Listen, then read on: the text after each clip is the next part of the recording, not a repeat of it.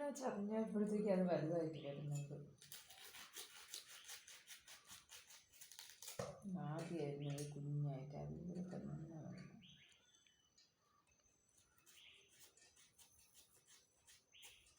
അല്ലെങ്കിൽ ഈ തൊലിക്ക് ഭയങ്കര കട്ടിയാണ്.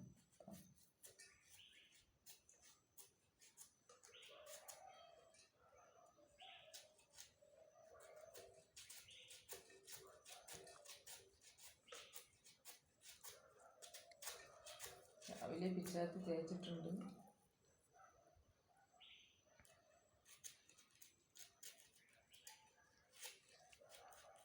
ക്യാബേജ് തന്നെ കേട്ടോ.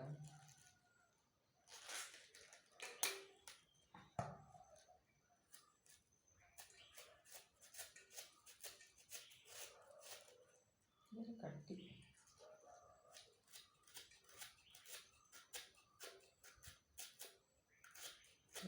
തോരന് അരിയുണ്ട്, പക്ഷെ ഇത് ചെറുതായിട്ടാവണമായിരുന്നു. ക്യാബേജ് നന്നായിട്ട് കട്ടി ഇപ്പോഴും.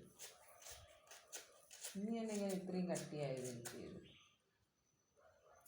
കണ്ടോ? നോക്കട്ടോ ഒരെണ്ണം എൻ്റെ കട്ടി.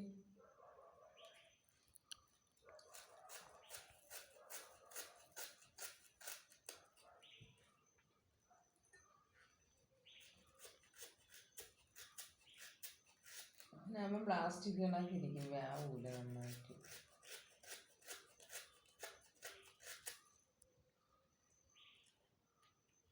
കണ്ട ഇത്രയും കട്ടിയുണ്ട് കേട്ടോ സംഭവം, അതാണ്.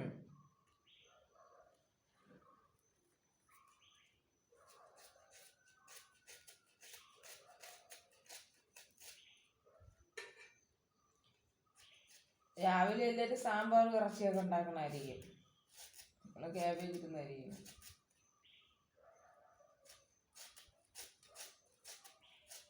ഇപ്പൊ ഒരുവിധം ക്ലിയർ ആയിരിക്കും.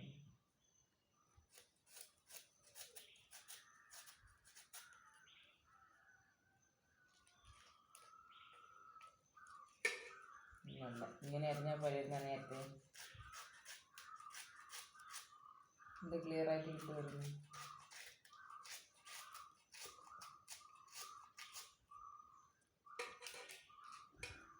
ഞാൻ പറയണ അരിയാൻ പഠിക്കണമെന്ന്.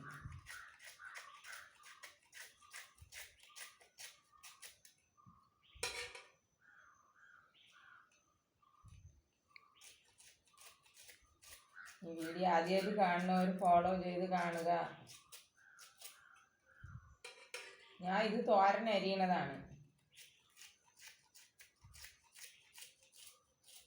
വെച്ച് വരുമ്പോൾ അറിയാം തോരനാണ്, അവിയലാണ്, ഇഴുക്കാണെന്നൊക്കെ. ക്യാബേജിൻ്റെ തൊലി ഭയങ്കര കട്ടി.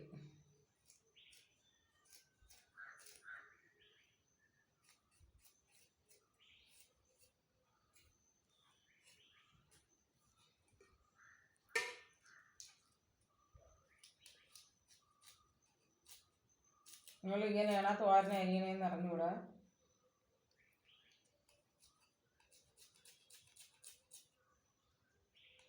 ഞാൻ അങ്ങനെ കട്ടക്കെടുത്ത് വെച്ച് അരിയാണ് ചെയ്യണത്. പക്ഷെ എന്ത് ചെയ്യും,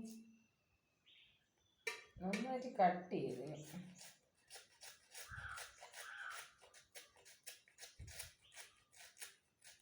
പല ഭാഗം ആയി അരിയണത്. ഒരറ്റത്തുനിന്ന് അരിയാനുള്ള ഞാൻ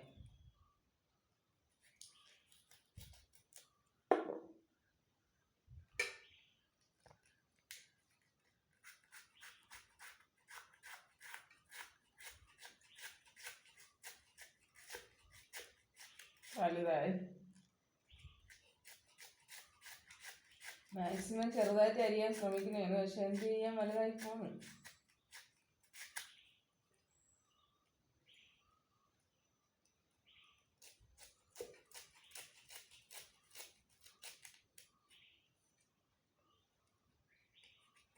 മുമ്പത്തെ കാലം പോലെയൊന്നുമല്ല. ഇപ്പൊ പച്ചക്കറിയിലുള്ള